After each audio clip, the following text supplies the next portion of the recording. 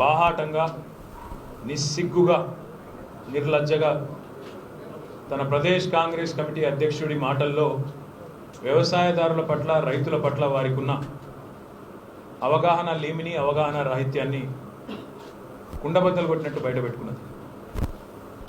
5 దశాబ్దాల పాటు కరెంట్ ఇవ్వకుండా, 5 దశాబ్దాల పాటు సాగునీరు ఇవ్వకుండా, 5 దశాబ్దాల పాటు సకాలంలో ఎరువులు విత్తనాలు ఇవ్వకుండా, 5 దశాబ్దాల పాటు ప్రాజెక్టులు కట్టకుండా, చెరువుల్ని పట్టించుకోకుండా వ్యవసాయాన్ని అధోగతి పాలు చేసిన కాంగ్రెస్ పార్టీ, రైతుల ఆత్మహత్యలకు కారణమైన కాంగ్రెస్ పార్టీ మళ్ళీ ఒకసారి ఈరోజు ఇప్పుడిప్పుడే బాగై ఇప్పుడిప్పుడే కుదుటపడుతున్న తెలంగాణ రైతన్నుల కడుపుల మీద కొట్టే విధంగా చాలా దారుణంగా, చాలా హీనంగా ఆ పార్టీ యొక్క అధ్యక్షుడు, తెలంగాణ పార్టీ యొక్క అధ్యక్షుడు, తెలంగాణ ప్రదేశ్ కాంగ్రెస్ అధ్యక్షుడు రేవంత్ రెడ్డి చేసిన వ్యాఖ్యల్ని భారత రాష్ట్ర సమితి తరపున, అదేవిధంగా తెలంగాణ రాష్ట్ర ప్రభుత్వం తరపున చాలా తీవ్రంగా మేమందరం కూడా గర్హిస్తున్నాము, ఖండిస్తున్నాము. తెలంగాణ రైతాంగానికి కాంగ్రెస్ పార్టీ ఖచ్చితంగా క్షమాపణ చెప్పవలసిందే అని చెప్పి కూడా మళ్ళొకసారి డిమాండ్ చేస్తూ ఉన్నాం. గత 3-4 రోజులుగా తాను చేసిన వ్యాఖ్యలు ఉపసంహరించుకొని తెలంగాణ రైతాంగానికి క్షమాపణ చెప్పి దశాబ్దాల పాటు కాంగ్రెస్ చేసిన దగాను మళ్ళీ పునరావృతం కాకుండా పద్ధతిగా మాట్లాడాలని హెచ్చరిస్తే రేవంత్ రెడ్డి గారు కానీ, కాంగ్రెస్ పార్టీ కానీ, లేదా కాంగ్రెస్ పార్టీలో గతంలో మంత్రులుగా పనిచేసిన జీవన్ రెడ్డి గారు లాంటి నాయకులు కానీ కనీసం కూడా స్పందించకపోవడం నిజంగా కూడా శోచనీయం, బాధాకరం. ఇవాళ తెలంగాణ రైతులు ఆలోచించవలసిన సందర్భం ఇది. తెలంగాణ రైతులు ఒక్కసారి గుండె మీద చేసుకొని ఆత్మవిమర్శ చేసుకోవాలని చెప్పి కూడా నేను విజ్ఞప్తి చేస్తా ఉన్నాను.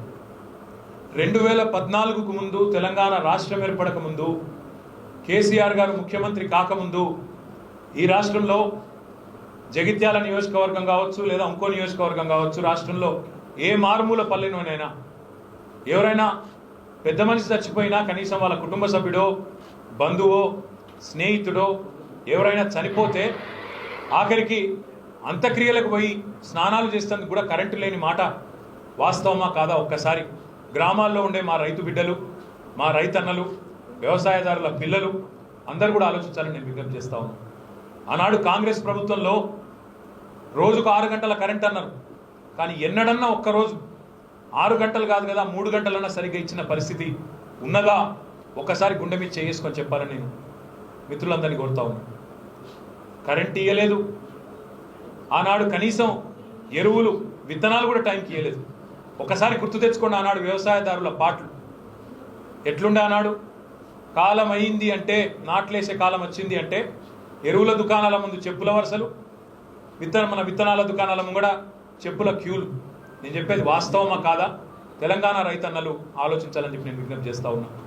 ఎండాకాలం వచ్చిందంటే ఎండిన వరి చేన్లు, ఎండిన మక్కంకులు, కరెంటు కోసం సబ్స్టేషన్ల ముంగడ ధర్నాలు, సబ్స్టేషన్లో పోయి అక్కడ ఉండే విద్యుత్ అధికారులను లోపలేసి అర్రలేసి గొల్లెం పెట్టి తర్వాత ఇదే పత్రికా మిత్రులు పోయి ఫోటోలు కొట్టి ఎన్నిసార్లు ఫోటోలు వేసిందో ఒక్కసారి యాద్ చేసుకోవాలని చెప్పి మా రైతులను, మా జర్నలిస్ట్ అన్నలను కూడా నేను అడుగుతా ఉన్నాను. నేను చెప్పేది వాస్తవమా కాదా ఆలోచించండి. 2014 తర్వాత గౌరవనీయులు పెద్దలు కేసీఆర్ గారి నాయకత్వంలో ఒకవైపు సాగునీటి ప్రాజెక్టు, ఒకవైపు మిషన్ కాకతీయతో అద్భుతంగా చెరువులను బాగు చేసే కార్యక్రమం, మరొక వైపు రైతు బంధు లాంటి విప్లవాత్మకమైన కార్యక్రమం. భారతదేశ చరిత్రలో స్వాతంత్రం తర్వాత రైతు బంధు లాంటి విప్లవాత్మకమైన కార్యక్రమం రాలేదు అనే మాట అక్షర సత్యం అని చెప్పుకునే విజ్ఞప్తి చేస్తా ఉన్నాను. అదేవిధంగా ఇంకొక మాట కూడా ఈ సందర్భంగా మిత్రులు నేను అడుగుతా ఉన్నాను. రైతు బంధు ఒకటే కాదు, భారతదేశంలో ఈరోజు 28 రాష్ట్రాలు ఉంటే ఏ ఒక్క రాష్ట్రంలోనైనా అటు భారతీయ జనతా పార్టీ పరిపాలించే రాష్ట్రాలు కావచ్చు, లేదా ఇటు కాంగ్రెస్ పార్టీ పరిపాలించే రాష్ట్రాలు కావచ్చు, ఎక్కడన్నా ఒక్క రాష్ట్రంలో 24 గంటలు ఉచిత విద్యుత్ ఇస్తున్న రాష్ట్రం ఉన్నదా? ఒక్క తెలంగాణ తప్ప. ఈ సందర్భంగా నేను అడుగుతా ఉన్నాను. నోటికొచ్చినట్టు వాగుడు, 3 ఎకరాలు ఉన్నోడికి 3 గంటలు చాలు అని ప్రదేశ్ కాంగ్రెస్ కమిటీ అధ్యక్షుడు మాట్లాడిన మాట వాస్తవమా కాదా? జీవన్ రెడ్డి గారు చెప్పాలి, ఉత్తమ్ కుమార్ రెడ్డి గారు చెప్పాలి, శ్రీధర్ బాబు గారు చెప్పాలి, కాంగ్రెస్ పార్టీ సీనియర్ నాయకత్వం మొత్తం చెప్పాలి. ఇదే మీ విధానమా? ఎందుకంటే మీ అధ్యక్షుడు చెప్తున్నాడు, నా నోట్లోంచి ఏదొస్తే అదే వేదవాక్కు, నా నోట్లోంచి ఏదొస్తే అదే కాంగ్రెస్ పార్టీ మేనిఫెస్టో. రేవంత్ రెడ్డి వేరు, కాంగ్రెస్ వేరు కాదు, నేనేం చెప్తే కదే, నేను గీసిందే గీత, రాసిందే రాత అని ఇవాళ ప్రదేశ్ కాంగ్రెస్ కమిటీ అధ్యక్షుడు స్వయంగా అమెరికాలో చెప్పిన మాట వాస్తవమా కాదా? మరి అందుకే ఇవాళ తెలంగాణ రైతులు ఆలోచించాలి. కేసీఆర్ గారి నినాదం, భారత రాష్ట్ర సమితి నినాదం, తెలంగాణ రైతాంగం 3 పంటలు పండించాలనేది మా నినాదం. 3 పంటలు అనేది మా నినాదం. కాంగ్రెస్ పార్టీ యొక్క విధానం 3 గంటలు అనేది కాంగ్రెస్ పార్టీ విధానం.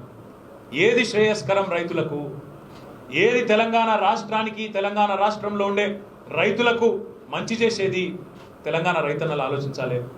ఒక్కసారి గతంలో తొంగి చూస్తే కాంగ్రెస్ పార్టీ రాబందులాగా ఎట్లా రాచి రంపాన పెట్టిందో తెలంగాణ రైతుల్ని గుర్తు తెచ్చుకోమని ఒకసారి నేను కోరుతా ఉన్నా.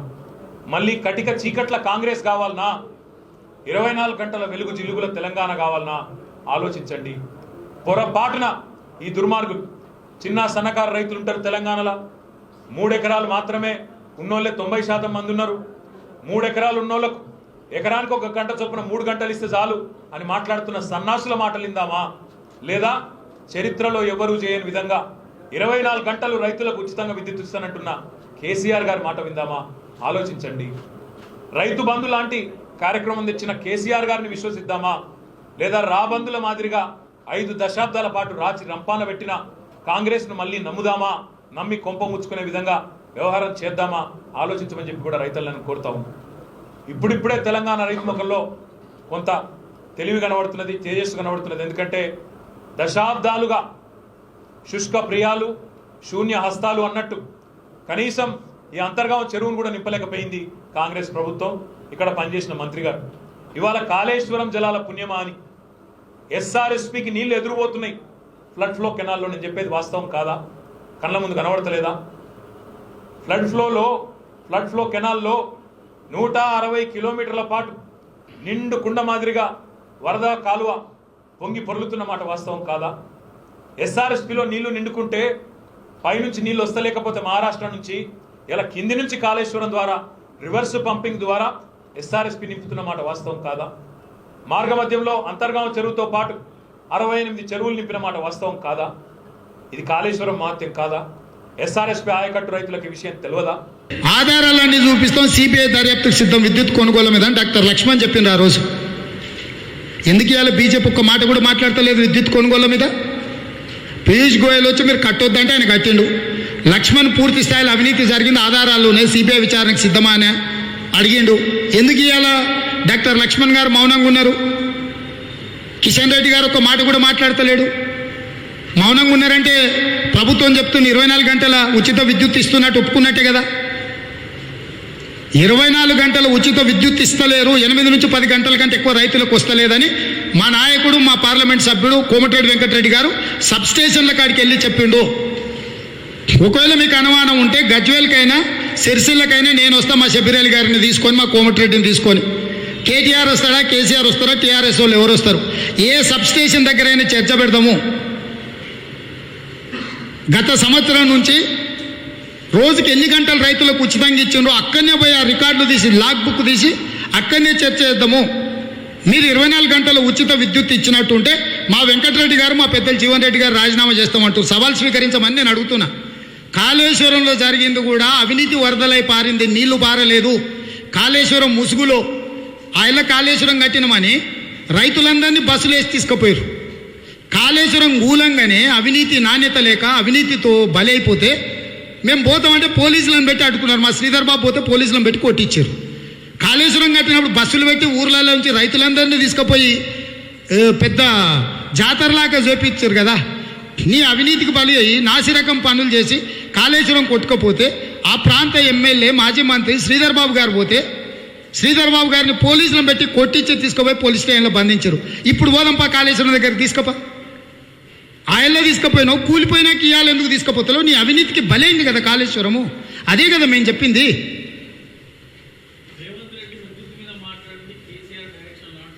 ఏంటిది?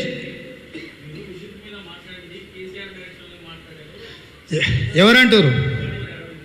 ఇక ఆయన గురించి ఎందుకులే, ఆయన ఏ పార్టీ ఆయనకే తెలుస్తలేదు. పార్టీ క్లియర్గా చెప్పింది 24 గంటలు ఇస్తామని. ఠాక్రే గారు చెప్పిండ్రు.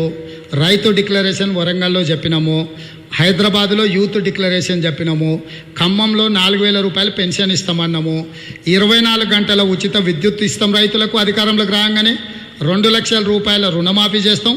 పండించిన ప్రతి పంట, వరి, పత్తి, మిర్చి, మొక్కజొన్నలు, సోయాబీన్, అన్ని పంటల్ని, పసుపు, అన్ని పంటల్ని గిట్టుబాటు ధర కూడా మేము ప్రకటించినాము. అదేవిధంగా 2 లక్షల ప్రభుత్వ ఉద్యోగ ఖాళీలను భర్తీ చేస్తాము. ఫీజు రియంబర్స్మెంట్ బకాయిలను అన్నిటిని చెల్లిస్తాము. ప్రతి పేదవాడికి 4,000 రూపాయల పెన్షన్ ఇస్తాము. ప్రభుత్వ ఉద్యోగులకు ప్రతి నెల 1వ తారీఖు నాడు జీతభత్యాలు ఇస్తాం. ఇది మా కమిట్మెంట్. ఇక్కడున్న జర్నలిస్టులకు అందరికీ కూడా ఆరోగ్య భద్రత కార్డు ఇస్తాము, ఇండ్ల పట్టాలు ఇస్తాం. ఇప్పుడు ఇక్కడ అనుమతులు ఇచ్చి అనుమతుల ముసుగులో ఏం జరిగిందో వాటిని తెలిసే ఆయన అటవీ శాఖ మంత్రిగా మోడీ తొలగించిండని అప్పుడు వాళ్ళే చెప్పారు బీజేపీ వాళ్ళు.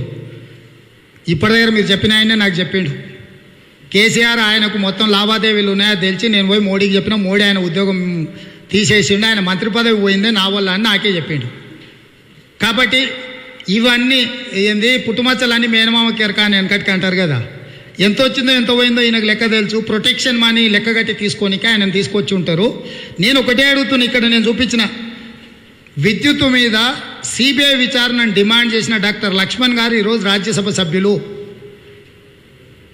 కాళేశ్వరంని ఏటీఎంగా మార్చుకున్నాడని హోంశాఖ మంత్రి అమిత్ షా గారు అన్నారు, ప్రధానమంత్రి నరేంద్ర మోడీ అన్నాడు.